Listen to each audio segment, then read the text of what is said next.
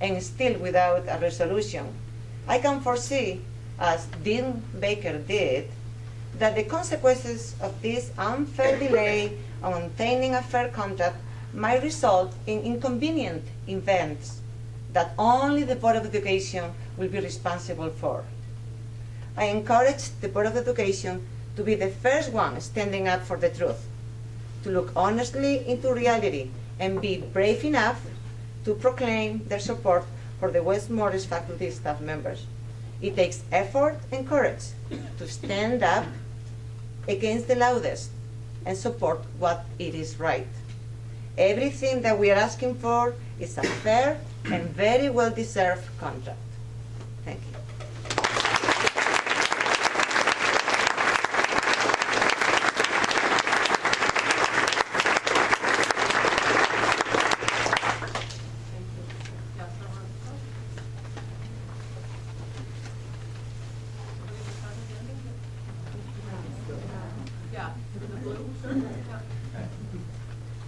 Hello, I'm Kyle Doyle. I'm a senior at Mendham High School this year. I recently heard of Mr. Mitchell's termination. In fact, so recently that I haven't had a chance to draft or prepare a statement, so this could be very embarrassing for me. But I'm willing to risk such embarrassment on behalf of the teacher who has risked and given so much more than I could ever repay him in the few short years he's been at Mendham High School. Now, I like to think that decisions are made after some thought process. I need new glasses, but I can't see any dice up on the table. This probably wasn't made on chance, so there must be some metric which Mr. Mitchell failed to reach this year. So I start to think and say, maybe he didn't contribute enough to the school's curriculum, but he brought he brought technology up to the Ivy level, which is the highest level that Mendham High School and the entire district provides, tied with AP at the honors level. So there certainly can't be any problem there. Could it be that he's not involved enough outside of the classroom? But that doesn't make sense, because in the time he's been here, the robotics club has grown tenfold, which my IB calculus training tells me is 1,000%. My IB economics training, there are very few programs which have expanded by 1,000% since the recession phase. So certainly you can't have made too small of a contribution outside the classroom. So then he must not be friendly to the student, but that contradicts with my own experience, certainly contradicts with the experience of the other students here to speak on his behalf. Now, in the years I've known him, he has written me letters of recommendation which have gotten me and others, letters of recommendation for others have worked for others, to get them into programs such as governor's school and into colleges of their choice. I'm attending one of my top schools this fall, largely on his behalf. So certainly he has helped us, not just outside the classroom, but outside of the extracurricular program. I like to think that I'm dedicated to the work I do. I show up to school basically every morning. I've missed about 10 sick days since the 6th grade. I can't remember before that. And I show up about 6:30 every morning. At that point, Mr. Mitchell has already been there. He already has everything set up, and in fact, he's probably been there since before I woke up on most days. So certainly, he's dedicated. He worked inside and outside the classroom for all of us. And before I start my comment here, I'd just like to say that I've heard many sentiments around this room that the reason this district exists is to make a difference in the students' lives. We're here now telling you what makes a difference in our lives. Benjamin Mitchell is one of those things, and he's being let go. Now, I won't even be here next year, and I feel so strongly about this that I want to make sure that next year's freshman class, none of whom I've actually met, get to experience inside the classroom, outside the classroom, as a teacher, a mentor, and a friend. Thank you.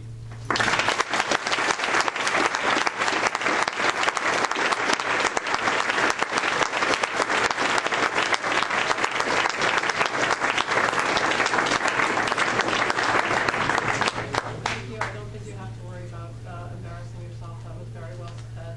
I'm sure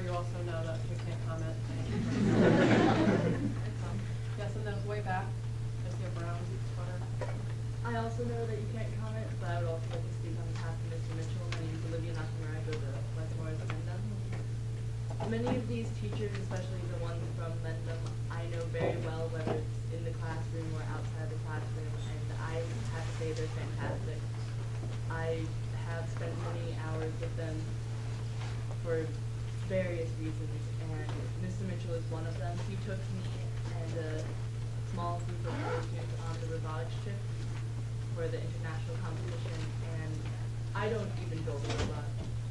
I know absolutely nothing about technology, but we write essays for the competitions. We help advertise and fundraise for the team so that we can have these funds so Mr. Mitchell doesn't have to pay. And he does contribute enormous amounts of money just so we can have these valuable experiences in our life. He is always willing to lend an ear. He's always willing to help a hand. I know about 2 weeks back, many of you know that our school's next to a sheep farm. And a sheep got stuck in the fence. So one of the kids came running into Mr. Mitchell's room and he said, "Mr. Mitchell, you have to help the sheep. It's stuck and I don't know what to do." So Mr. Mitchell got pliers and they went out to the fence, chopped it out, helped the sheep get out, and told the farmer and everything, and that sheep is now fine. I know he's always helping out with various and I know that he's going to write my recommendation letter. He is extremely valuable to our school. Many of these teachers are, I've had many of them as coaches. I've had many of them not even as teachers, and I've just hung out with them during study halls, after school. They've helped me on numerous projects. And Mr. Mitchell is one of those extraordinary teachers because he's always helping us with these crazy experiments we want to do. I know some kids in robotics were working on finding out new fuels for some project. One of our members also just built an aquatic robot, submersive machine. I know nothing about this, but they take these things, and Mr. Mitchell is always willing to help them figure out what's wrong with these designs. How can they improve it? He's always doing research and learning, and I know many of our teachers are still learning. I know many of them go out for more degrees and things that they're just interested in. Our teachers are fantastic. And I just want to make sure that you know that Mr. Mitchell is one of them.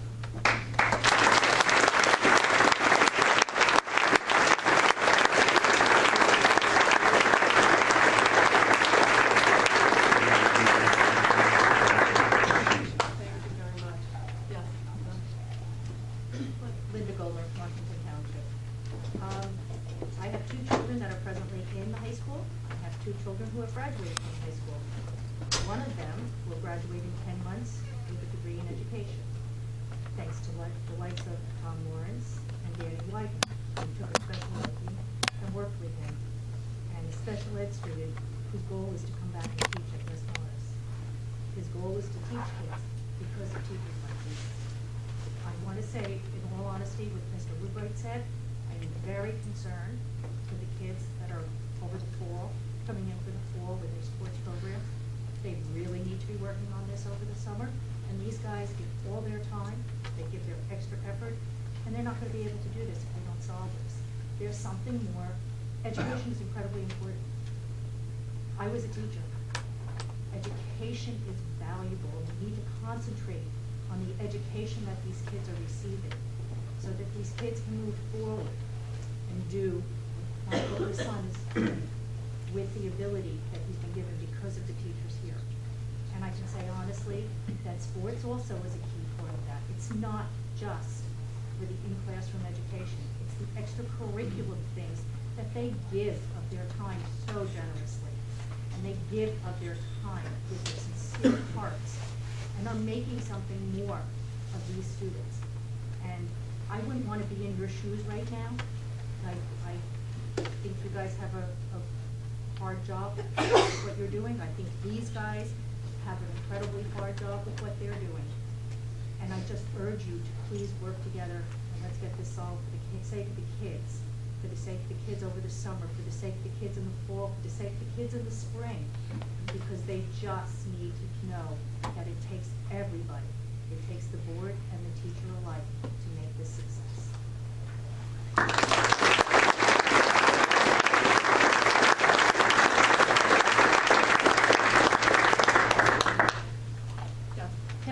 My name is Molly Orline. My daughter Libby is a sophomore at Mendham, and I teach English. I have for 8 years at Mendham. And in the fall, I spoke before the board with a prepared statement, unlike my statement this evening. but I thanked you for allowing me to have the year to go to Canada. My husband is placed up there, and I'm not sure everyone knows, but he's been up there all year with no determined time to come back. So I've experienced what probably many of you have, of being a single mom, single working mom, chauffeur, everything.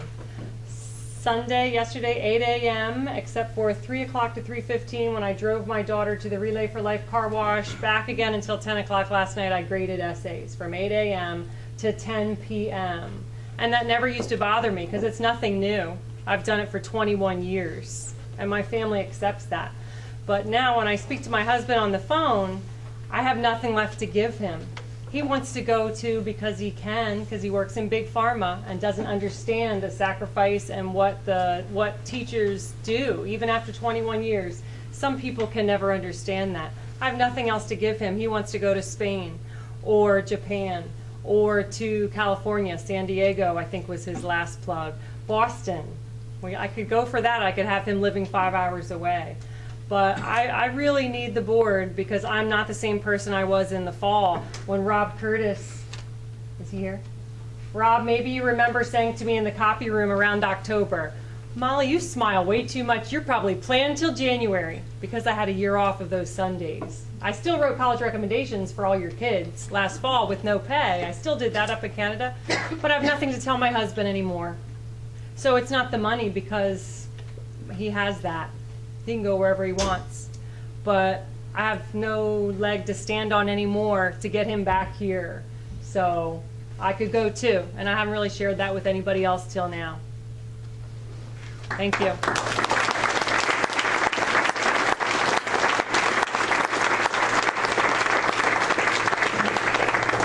My name is Joyce Hartman, and I'm the president of all these very hardworking people that I am very proud to sit with and to wring our hands with and find out what is the problem here. And I just want to piggyback on something that Mike said, because he and I have been sitting at the table in these smaller sessions with our BA, and here's what I don't get. Our BA says that the proposal that we have on the table costs too much money. So he went back into his computer, with no disrespect, but you don't understand the teacher's guide. With all due respect, it's impossible for you to say to us, you guys cost too much money. The cost of increment is too much. The difference between the steps is too much. I have an idea, he said. Let's redo the guide. Is this acceptable? No. I appreciate your knowledge and your use of technology, but I encourage each and every one of you to understand why this has taken so long. For a while we were at 000 and there was nothing to say.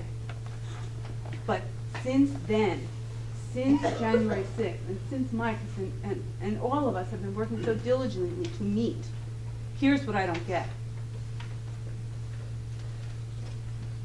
Should a BA tell us that we cost too much money? Should a BA decide what we make?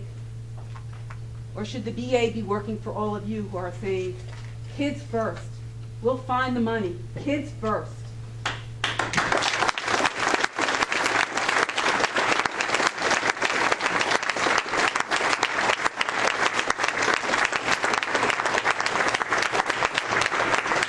What I don't get, after 31 years of being in this district, what I don't get is why anybody would not want to work over political toes to get this job done. Because in less than a year's time, we're going to be sitting back at the table trying to figure out how to get the next 3 years done. And if this is any indication how it's going to go, I don't know if I can stay.